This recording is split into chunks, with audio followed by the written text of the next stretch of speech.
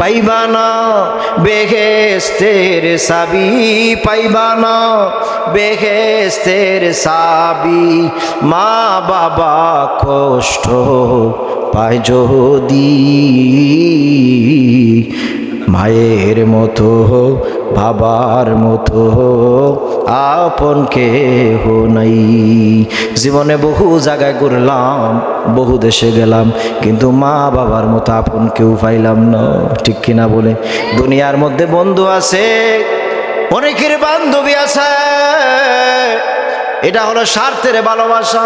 ঠিক কিনা বলে? স্বার্থ শেষ, বন্ধুও শেষ, বান্ধবীও শেষ, কিন্তু মায়ের ভালোবাসা তোমার আমার জন্য বিনা স্বার্থের ভালোবাসা। ঠিক কিনা বলে? এই যে ভাইয়ের আমার, আপনারা অনেকে এখানে আসছেন, মা ঘরে রাইকে আসছেন, মা এখনো দেখিনি গিয়া ঘুমায় নাই,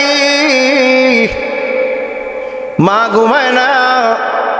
পাশের ঘরের মহিলায় বলে, ও খালাম মা ঘুমাও না কেন গো? মা উত্তর দেয়, না রে আমি ঘুমাসে না, আমার সন্তান লক্ষণাবন মাহফিলে গেছে রে। আমার সন্তান যতক্ষণ পর্যন্ত বাসায় আসবে না, ততক্ষণ পর্যন্ত আমি মা ঘুমাইতে পারি না। বলে ঠিক না? অতএব ওই মা বাবা যার নাই, অন্ধকার জগৎ, কবর দেশে চলে গেছি, ওই মা বাবার কবর বেশি বেশি করে জিয়ারত করিও। কিন্তু আমাদের এই দেশে বন্ড মৌলবীরা বাইরেছে, কই মা বাবার কবর, আত্মীয় স্বজনের কবর জিয়ারত করার দরকার নাই। নাউজুবিল্লাহ বলেন। অথচ রাসূলুল্লাহ বলেছেন, কুনতু নাহাইতুকুম আন জিয়ারাতিল কুবুর আলা ফাজুরুহা।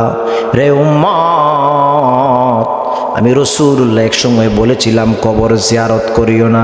এখন আমি রাসূল তোমাদেরকে অনুমতি দিলাম, তোমরা বেশি বেশি করে কবর জিয়ারত করিও।